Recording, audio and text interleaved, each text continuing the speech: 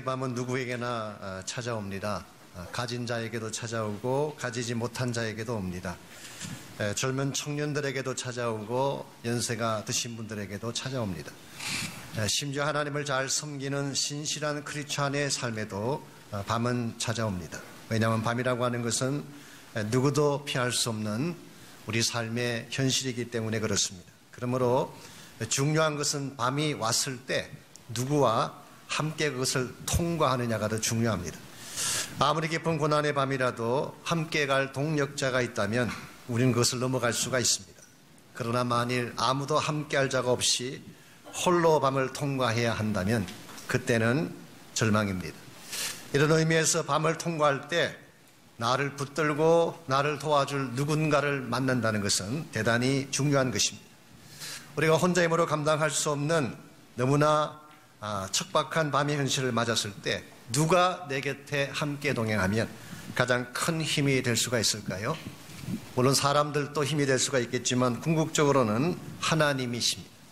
그분은 나의 연약함을 누구보다 잘 아시는 분이시고 내가 고난 속에 처했을 때에 나를 건져낼 수 있는 능력을 소유하신 분이기 때문에 그렇습니다. 그러므로 우리에게 어떤 고난의 밤이 닥쳐올지라도 하나님을 바로 알고 그분과 함께 동행할 수만 있다면 우리는 고난을 넘어설 수 있고 또 하나님께서 예배해 놓으신 새로운 회복의 아침을 맞이할 수가 있습니다.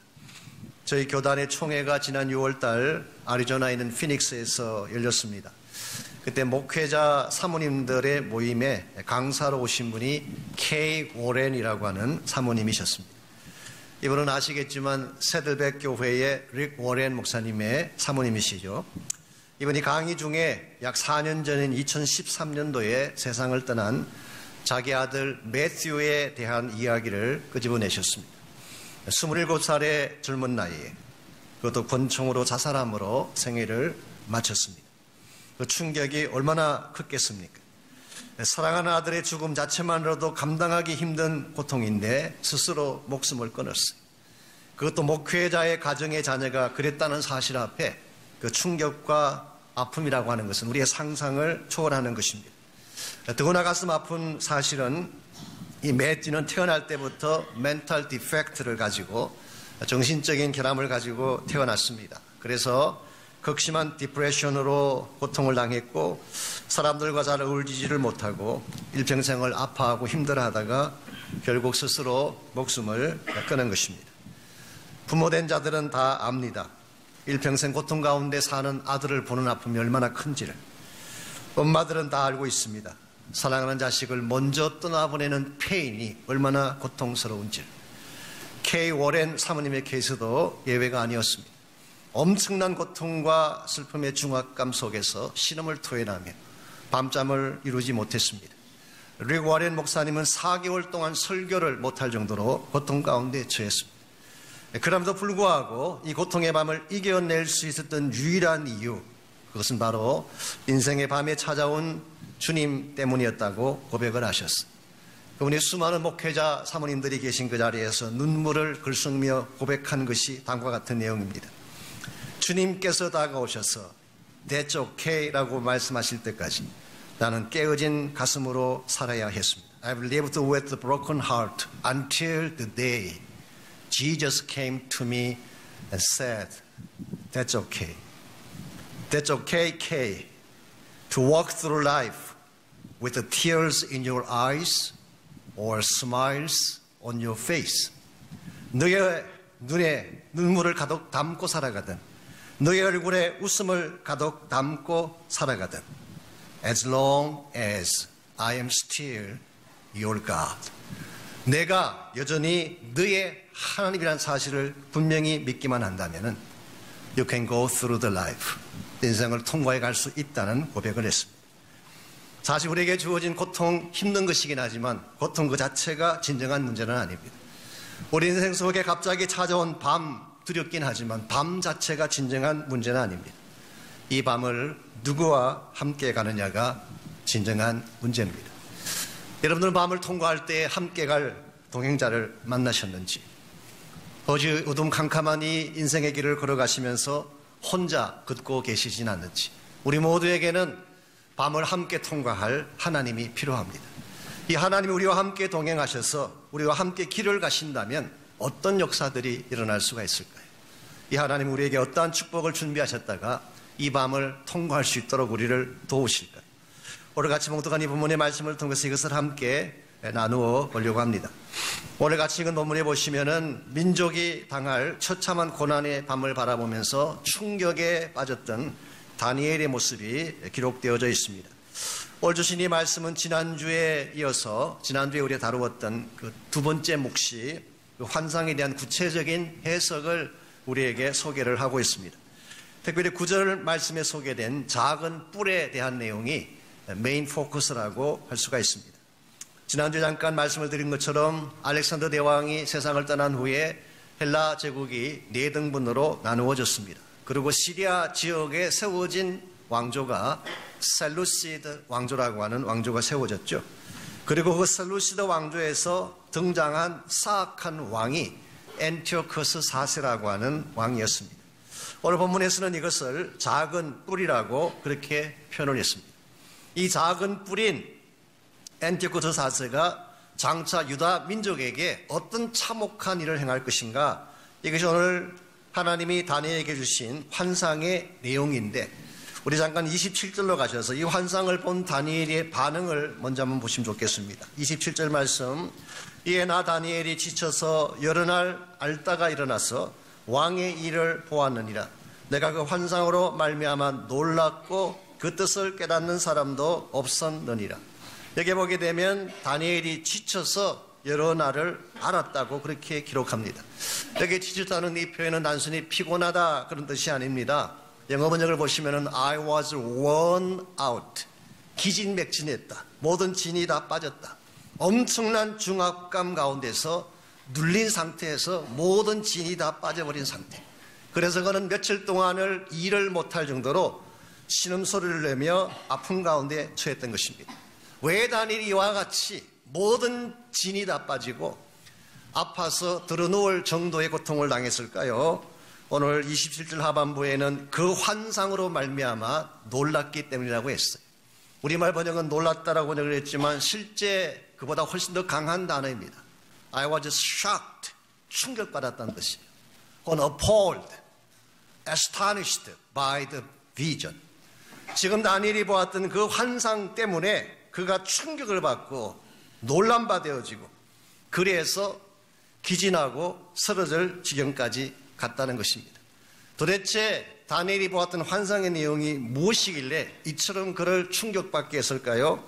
우리가 13절을 보시면은 그가 보았던 환상의 내용이 간략하지만 소개가 되어 있습니다. 13절, 내가 들은 적 한 거룩한 이가 말하더니 다른 거룩한 이가 그 말하는 이에게 묻되 환상에 나타난 바 매일 드리는 제사와 망하게 하는 죄악에 대한 일과 성소와 백성이 내준 바 되며 짓밟힐 일이라고 묘사를 했습니다.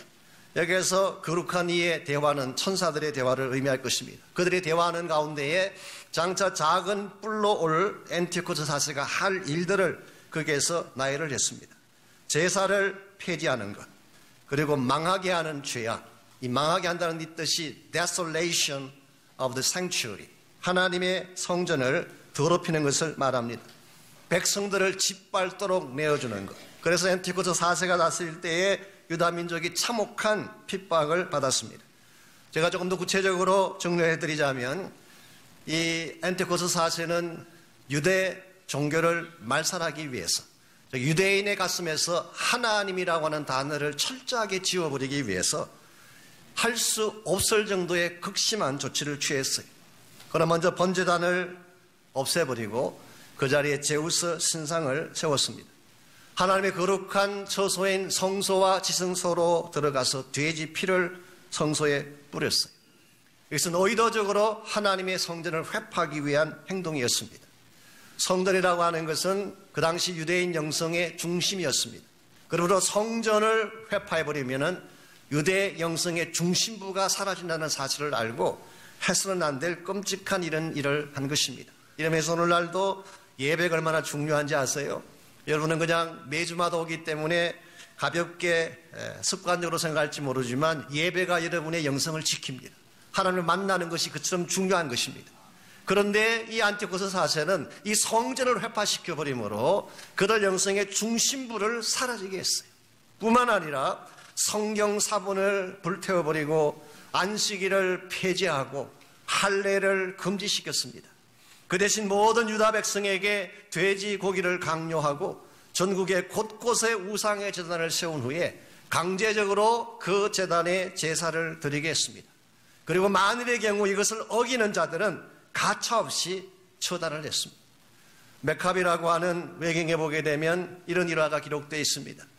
자기 아들을 낳고 아들에게 할례를 주었다가 잡힌 한 여인이 있었는데 그 시리아 군사가 그 아기를 칼로 죽인 후에 죽은 아기를 목에 걸고 그 엄마로 하여금 예루살렘 성을 돌게 했다고 기록이 되어 있어요. 한마디로 상상을 초월하는 유다 역사상 가장 처참하고 처절한 어두움의 밤이 오늘 본문에서 다니엘이 보았던 환상의 내용입니다. 이와 같이 절망적인 밤의 현실 앞에 패닉 상태에 빠져서 온몸에 힘이 다 빠지고 기진맥진에 쓰러질 정도가 되었을 때 누가 다니엘을 찾아왔을까요? 15절 말씀 보겠습니다. 나 다니엘이 이 환상을 보고 그 뜻을 알고자 할 때에 사람 모양 같은 것이 내 앞에 섰다고 했습니다. 여기에 등장하신 사람 모양 같은 것, 이분이 누구를 지칭하는 것일까요? 다니엘서에서는 거의 예외 없이 이것은 장차 오실 그리스도를 의미합니다. 즉 성육신하시기 전에 그리스도를 그렇게 묘사한 것입니다. 지난번에 공부했던 3장에도 보게 되면 사드락과 메삭과 아벳느고가 7배나 뜨거운 풀무불 속에 던져졌을 때에 분명히 3사람을 던져 넣었는데 4사람이 풀무불 안을 거닐고 있었다고 했어요. 그 한 사람이 누구였나요? 우리 3장에서는 인자 같으니라고 표현했어요. 그래서 사람 모양을 하니 인자 같으니 다 동일한 존재인 것을 알 수가 있습니다. 즉 예수 그리스도는 풀무불 가운데서 고난의 풀무 속에 던져졌을 때에 풀무 가운데 던져진 그 3사람과 함께 하셨어요. 동일하게 오늘 본문의 말씀 속에서는 이와 같이 끔찍할 정도의 어두운 밤의 현실을 앞에 둔 다니엘을 바로 이분이 찾아가시고 방문하신 것입니다. 이 대목에서 존 켈빈은 유명한 말을 했습니다. 여기에 기독교 신앙의 핵심이 있다, 그런 말을 했어요. 인간을 찾아오신 하나님, 찾아오시는 하나님, 이게 사실은 기독교 신앙의 본질입니다. 우리가 찾아간 것이 아니라 하나님이 우리를 찾아오셨어요. 내가 노력하고 애써서 구원을 획득한 것이 아니라 하나님이 구원을 준비하시고 우리를 찾아오셔서 은혜로 구원을 베풀어 주셨어요. 이 God's initiative, 이것이 바로 복음의 핵심이고 기독교 신앙의 핵심이라고 부를 수가 있습니다. 특별히 오늘 본문은 민족적 고난을 바라보며 그 큰 고통과 아픔에 눌려 신음하는 다니엘을 보시고 주님이 직접 찾아오셔서 다니엘을 위로하시고 세워주시는 장면을 봅니다. 저는 여기에 우리의 소망이 있다고 생각합니다. 우리 인생 가운데도 고난의 밤이 찾아오죠. 여러분 가운데도 제가 다 알지는 못하지만 maybe 여러분 가운데도 끝이 보이지 않는 고난의 밤을 통과하는 분이 계실지도 모릅니다. 그때 우리도 모르는 사이에 하나님은 어디 계시는가, 나의 아픔을 알기나 하시는가, 그렇게 반문을 하지만 하나님 알고 계세요.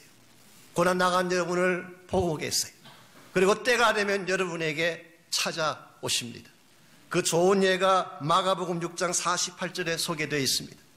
한밤중에 제자들이 갈릴리 호수를 지나가다가 호수 한가운데서 갑자기 풍랑을 만나게 됐습니다.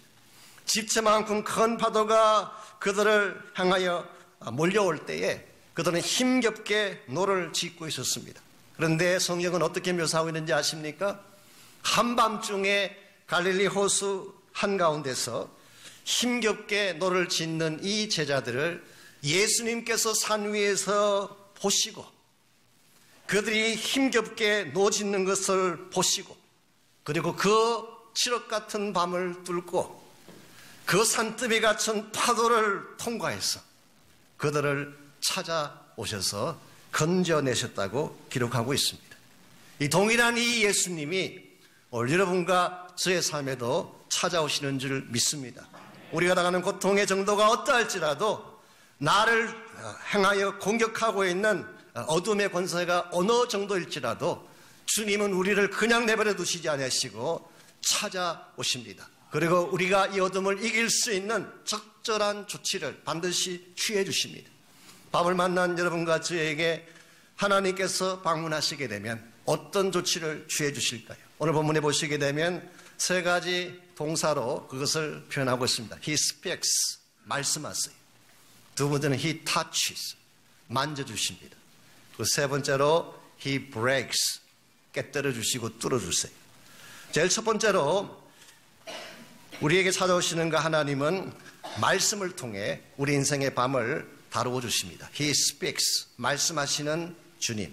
우리 16절, 17절을 계속 보겠습니다. 내가 들은 적 을레 강 두 언덕 사이에서 사람의 목소리가 있어. maybe 이 목소리는 앞에 소개해드린 사람 모양 같은 주님의 목소리일 가능성이 많습니다. 그분이 외쳐 이르되 가브리엘아, 이 환상을 이 사람에게 깨닫게 하라. 즉 주님께서 가브리엘이라고 하는 천사에게 자신이 전해야 될 메시지를 주신 것입니다. 참고로 가브리엘이라고 하는 단어가 구약에서는 오늘 본문에 처음 등장합니다. 신약에서는 여러 차례 나오지만 소식을 전하는, 좋은 소식을 전하는 천사 이름이 가브리엘이죠.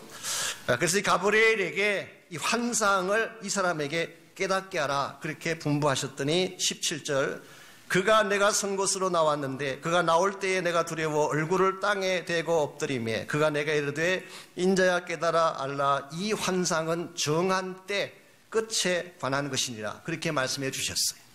지금 너가 보고 있는 환상이 굉장하고 이 어두운 밤이 영원히 끝나지 않을 것처럼 생각되지만 아니다.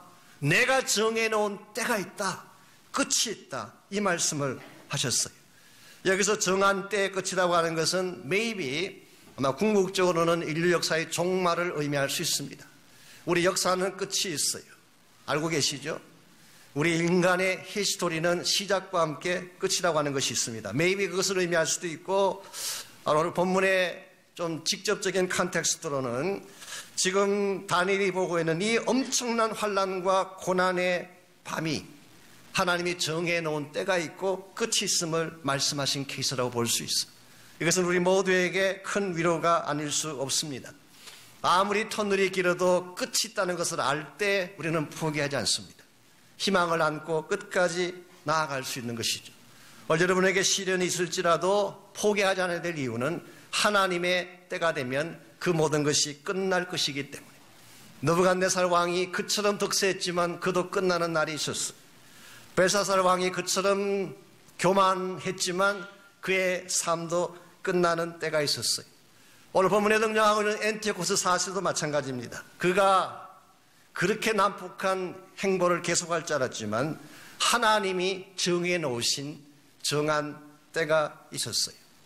동일한 원리로 오늘 여러분과 저의 삶에도 아무리 고난이 길게 느껴져도 하나님의 정한 때가 되면 반드시 풀리게 될 줄 믿습니다. 자녀에 대한 문제 정한 때가 되면 해결되는 것입니다.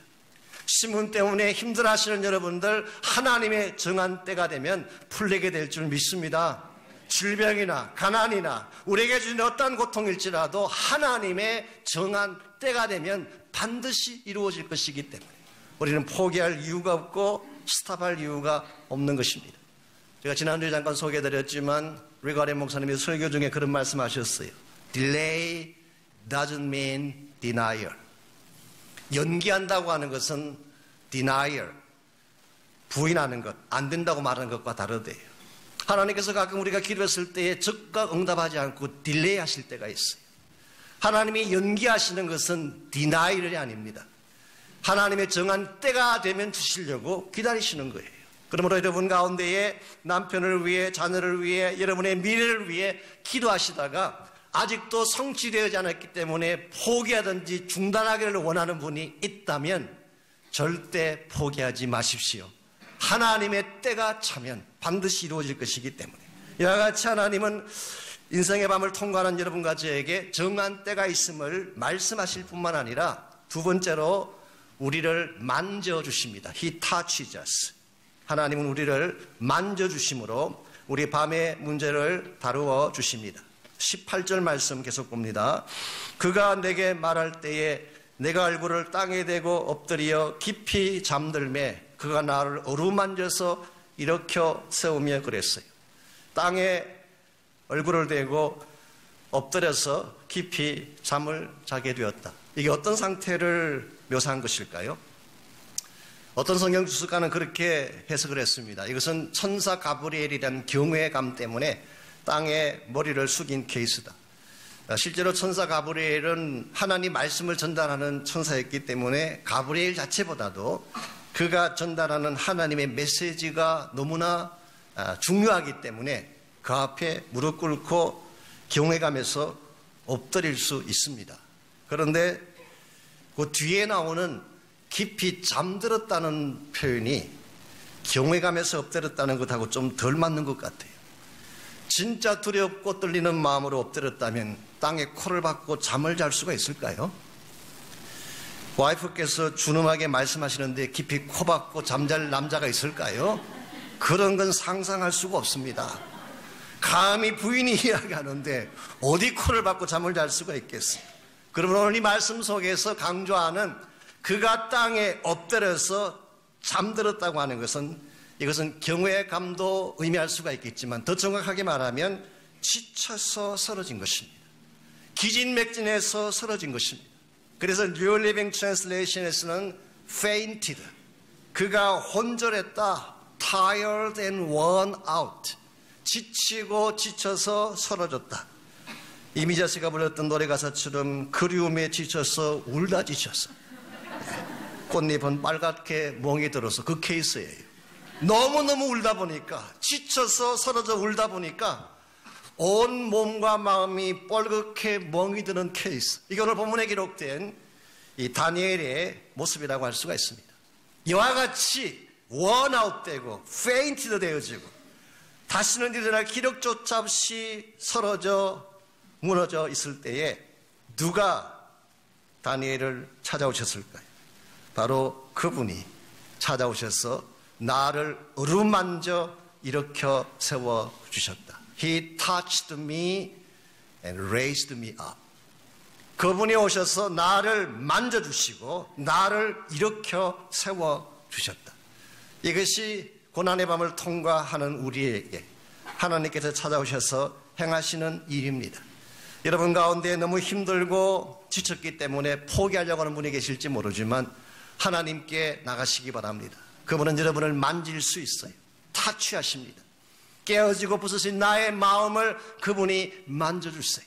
그리고 다시 우리의 팔을 붙들고 일어나게 하시는 하나님. 이 하나님을 경험해야지 우리가 아무리 밤이 와도 우리는 패배자가 되는 것이 아니라 하나님 안에서 다시 일어서는 승리자가 되는 것입니다. 오래전에 휴스턴의 어느 교회 사모님이, 사실 유명한 교회 사모님이신데요, 너무 목회하시다가 힘이 들어서 지쳐서 하루는 하나님 앞에 울며 기도하다가 지쳐서 깊이 잠이 들었어요. 탈진해서 울다 지쳐 잠이 드신 거죠. 근데 꿈에 예수님께서 오셔서 사모님을 안고 침대로 데려가 눕히더래요. 근데 잠에서 깨어보니까 진짜 본인의 몸이 침대 위에 올라가 있는 것입니다. 어떤 일이 벌어진 것일까요?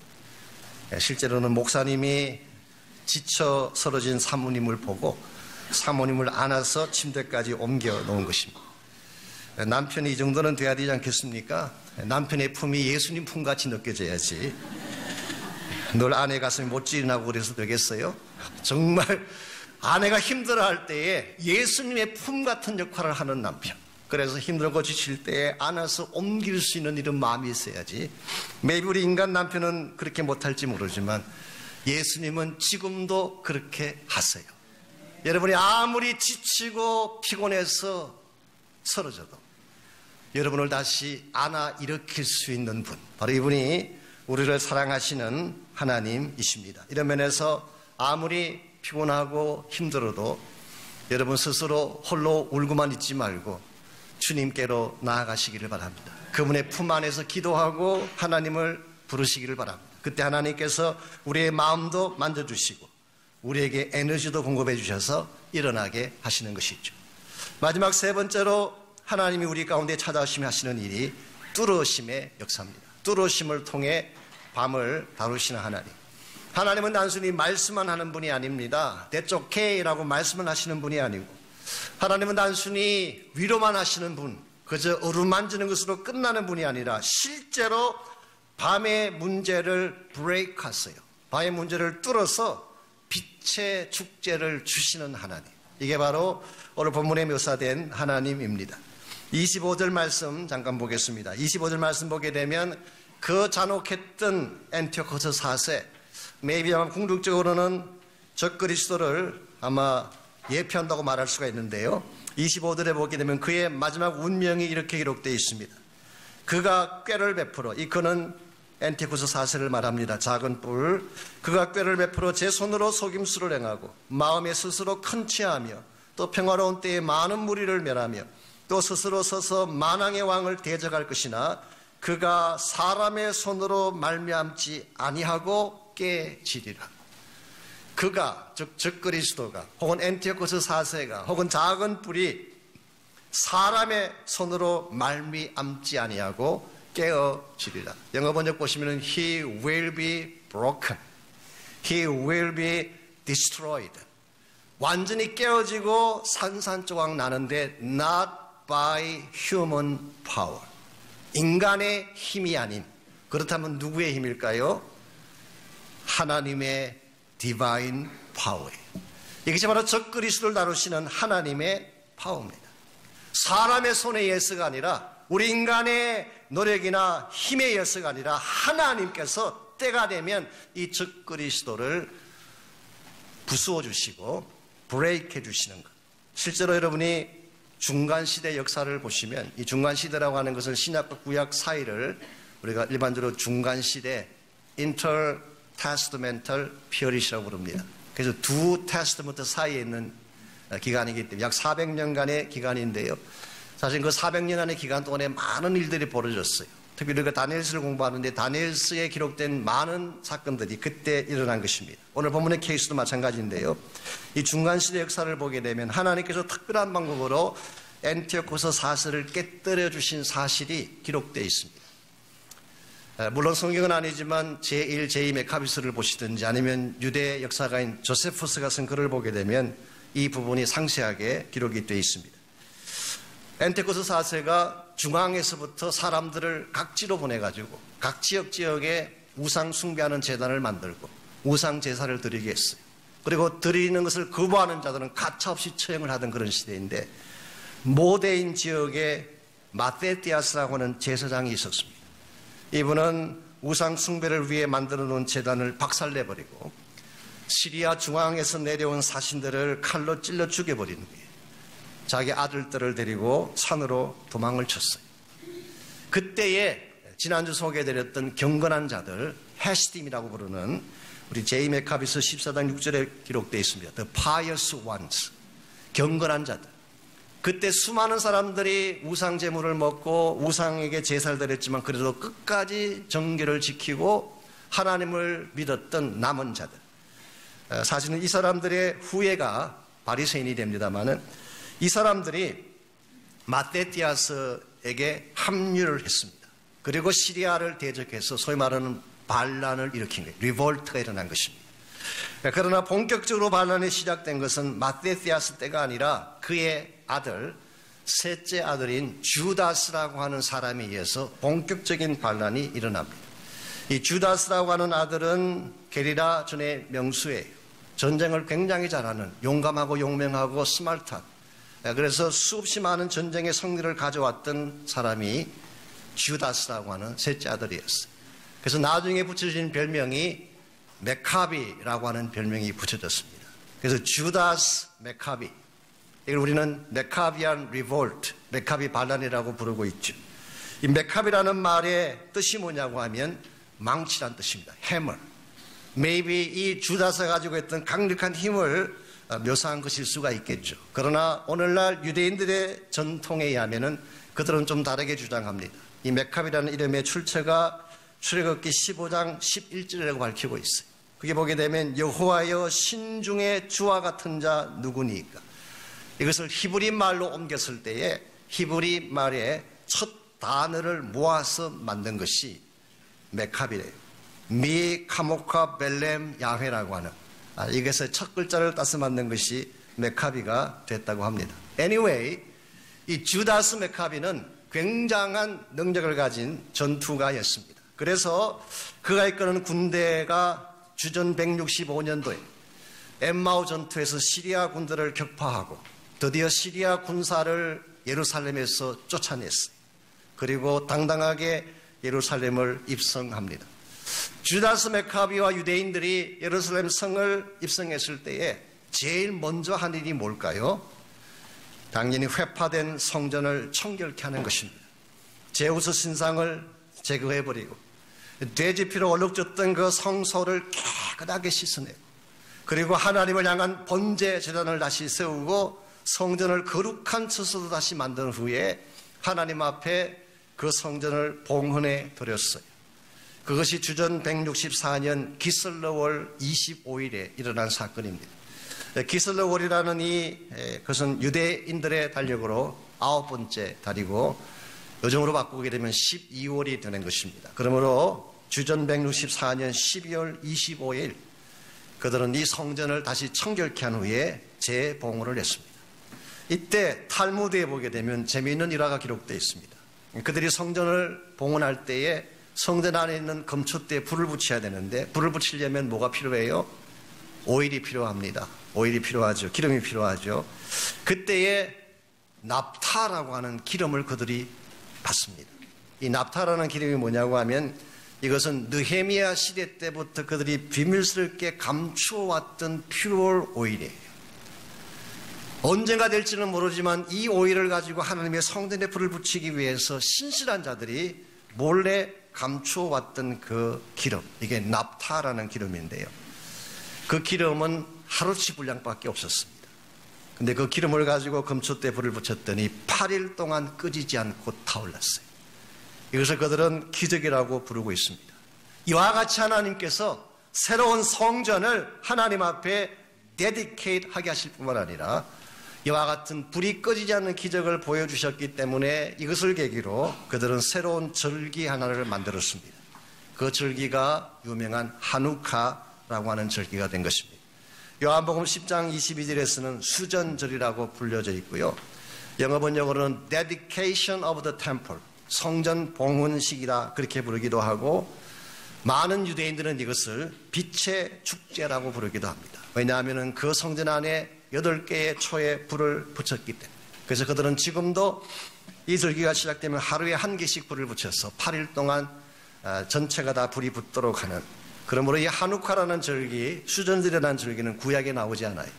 중간 시대에 새롭게 제정된 절기이기 때문에. 그리고 나서 엔티오코스 4세는 비참한 죽임을 당합니다. 기록에 의하면 그가 페르시아 신전을 약탈하려고 올라갔다가 실패를 하고 바벨론으로 돌아왔을 때 유다에서 메카비가 반란에 성공했다는 소식을 듣고 그 자리에서 쓰러졌어요. 그리고는 다시 일어나지 못했어요. 제2메카비서 9장에 보게 되면 벌레가 창자를 먹어 비참하게 죽어갔다고 기술하고 있습니다. 한마디로 요약하면 하나님께서 이와 같은 어두움을 가져오게 했던 근본 대적자를 하나님이 깨뜨려 주신 것입니다. 브레이크해 주신 것입니다. 이것이 오늘날도 하나님께서 여러분과 저를 위해 행하시는 위대한 일입니다. 우리의 힘으로 어두움을 이길 수 있을까요? 우리의 노력으로 고난의 밤, 고통의 밤을 이겨낼 수가 있을까요? 우리가 아무리 애쓰고 노력을 해도 우리의 힘만으로 어둠을 이길 수 없습니다. 그러나 빛의 주인 되신 예수님이 우리 안에 오시게 되면 그분이 나에게 빛을 주시는 그 빛으로 말미암아 어둠의 세력을 깨뜨릴 수 있어요. 나를 가로막고 있는 수많은 고난의 밤들을 통과해 갈 수가 있는 것입니다. 오늘 여러분의 삶의 중심에 이분이 필요합니다. 빛의 주인 되신 예수님이 우리 가슴 속에 내주하시게 되면, 그분이 나에게 새로운 빛을 비추어 주기 시작하면 어떠한 두터운 어둠의 세력이라고 할지라도, 내 인생을 가로막는 어떠한 고난의 구름 같은 밤이라고 할지라도 이 빛이 그 길을 뚫게 되고 하나님의 영광을 나타나게 하는 것입니다. 오늘 여러분의 마음속에 혹시 어두움이 있나요? 빛 대신 예수님을 초청하시기를 바랍니다. 그분이 내 마음에 있는 모든 어두움을 쫓아내고 디프레션을 쫓아내고 상처들을 쫓아내고 내 마음이 밝고 깨끗한 성전 되게 하실 거예요. 여러분의 가정 속에 혹시 어두움이 있나요? 빛 대신 예수님을 그 가정에 비추시기 바랍니다. 주님의 거룩한 빛이 우리의 가정을 밝게 만들고, 주님의 거룩한 빛이 자녀의 가슴을 밝게 만들고, 주님의 거룩한 빛이 이 사회 어둡고 침침한 구석구석에 파고 들어가서 이 땅을 밝은 곳으로 만들어 주실 것입니다. 이것이 바로 하나님께서 인생의 밤에 찾아오셨을 때 여러분과 저를 위해 행하시는 일입니다. 아신 대로 우리 인생의 여정은 결코 쉽지 않습니다. 생각지 않았던 고난이 찾아옵니다. 꿈에도 상상하지 못했던 밤이 우리 인생을 공격해 올 수 있습니다. 그때 여러분에게 필요한 것은 여러분을 도와주실 하나님이에요. 그분을 초청하시기를 바랍니다. 그럼 그분이 상한 어둠 가운데 있는 여러분에게 말씀하실 거예요. 포기하지 마. 절대로 포기하지 마. 내가 정한 때가 있다. Hanging on. Never give up. 아마 주님께서 그렇게 우리에게 말씀하실 거예요. 그분이 나 인생 가운데 찾아오시게 되면 그분이 나의 상한 마음을 만지실 거예요. 내 힘으로 일어날 수 없지만 그분이 내 팔을 끌고 일으키셨어. He raises me up. 그분이 나를 세워주실 거예요. 그분이 내 인생 가운데 찾아오시게 되면 어둠의 권세를 뚫어주시고 나를 가로막는 수많은 고난의 장벽들을 깨뜨려 주시고 나의 힘으로 도저히 넘어설 수 없는 불가능의 장벽들을 브레이크해 주셔서 축복의 아침, 빛의 아침을 여러분과 저에게 베풀어 주실 줄 믿습니다.